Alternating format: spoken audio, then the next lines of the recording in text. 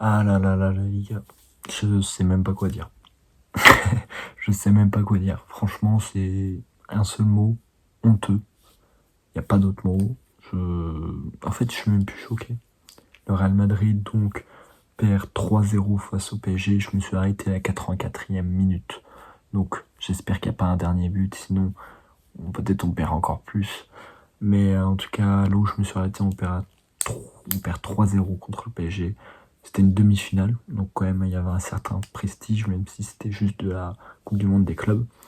Euh, à vrai dire, j'avais pas des attentes non plus très élevées pour ce match. Je me doutais que je voyais déjà comment le match allait se transformer. Un bloc bas, puis on va se prendre des buts, etc. Mais j'avais quand même un petit espoir.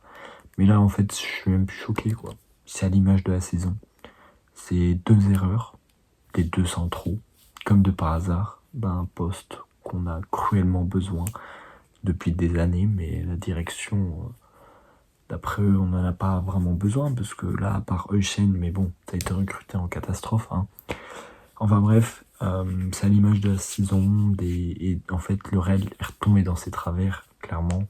On est retombé sous du Ancelotti Ball, un 4-3-3, c'est vrai que ça m'a étonné.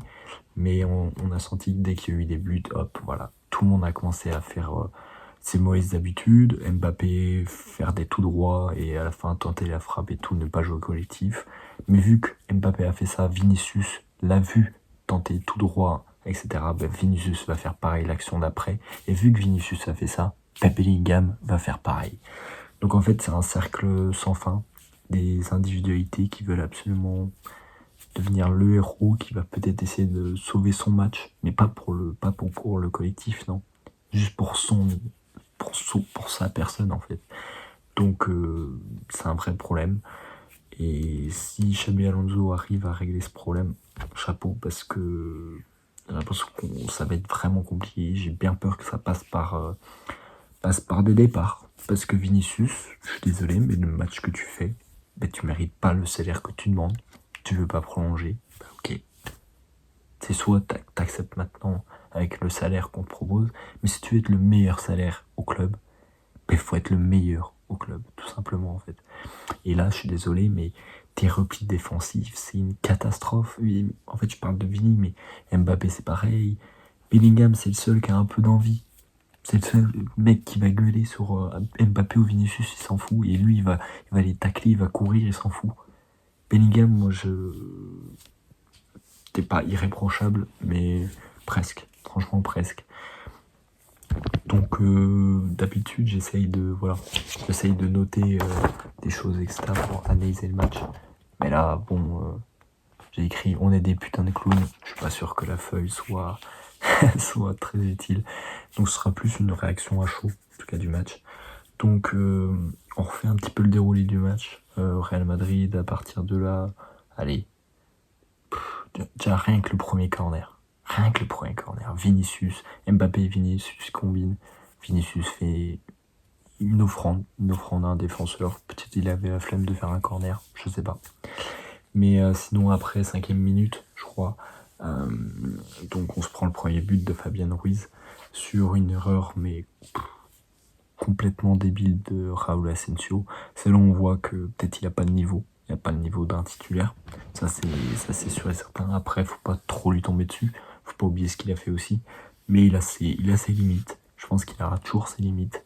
Et bien sûr, si tu compares un niveau de Heusen, il y a plus qu'une classe d'écart en fait. Il y a largement plus qu'une classe d'écart, pardon. Donc ouais, très très très très décevant. Et après on se prend un deuxième but. Là maintenant c'est Rudiger. Voilà, lui aussi il décide de vouloir être la star du match en faisant une erreur. Et ensuite le troisième but, c'est quoi déjà le troisième but? Ah ben 4-0, je viens de recevoir la notification, c'est génial.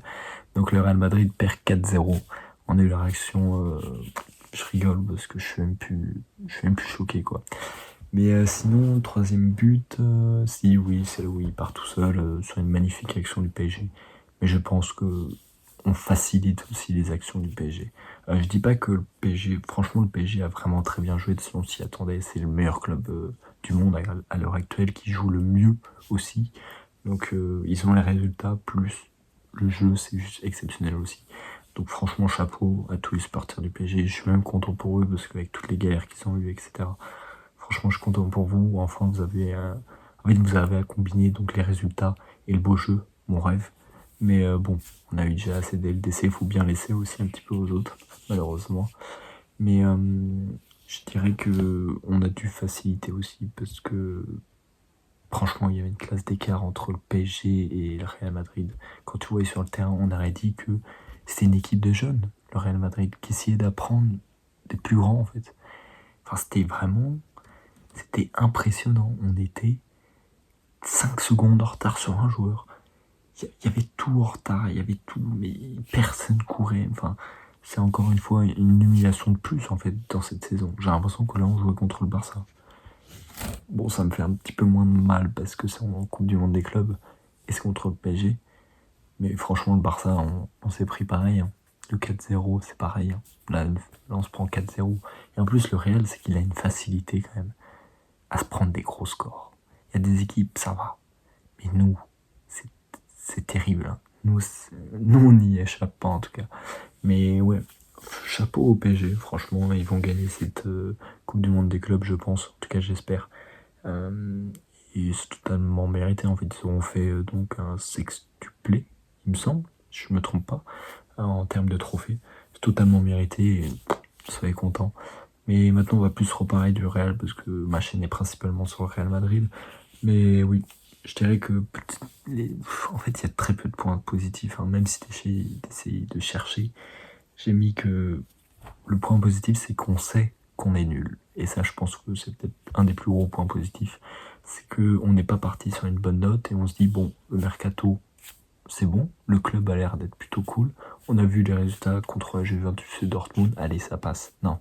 Une grosse piqûre, 4-0 dans ta gueule.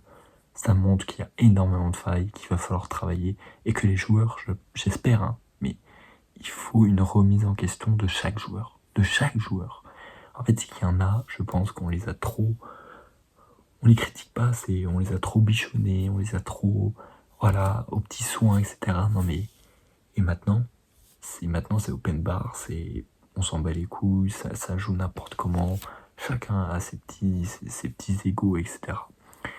Donc pour moi, va falloir remettre de l'ordre clairement dans ce club, parce que là, ça commence à partir en couille, clairement. Et franchement, ça me fait mal. Parce que le Real Madrid, moi je m'étais dit, bon, il n'y aura pas trop de guerre d'ego, c'est quand même une famille, etc. Mais là, j'ai l'impression que forcément, plus si t'es dans le négatif attire le négatif, bien sûr. Si tu gagnes, bah forcément, tout le monde va être content, tout le monde va être ami. Si tu perds, forcément, les conflits vont éclater. Ce qui est logique.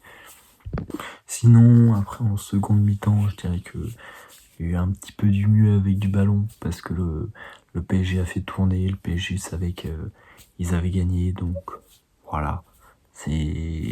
Pour moi, c'est pas parce qu'on a mieux joué, non, c'est plus le PSG nous a un petit peu plus laissé, et encore, c'était pas fameux. Hein. Avec le ballon, c'était pas incroyable. Donc ça pose des vraies questions sur des joueurs, sur Vinicius, sur Mbappé. Mbappé, de toute dans tous les cas, il va rester, Vinicius. Et j'ai bien peur que, vous allez voir dans les prochains jours, mais les rumeurs d'un départ de Vinicius, je vous le dis, je le dis dès le début, enfin je pronostique dès maintenant, vous verrez. Mais sinon, et après ce qui est normal aussi, parce qu'en fait les joueurs, on sent qu'ils s'en foutent en fait sur le terrain. Ils sont là, ils sont hyper loin de leur vis-à-vis.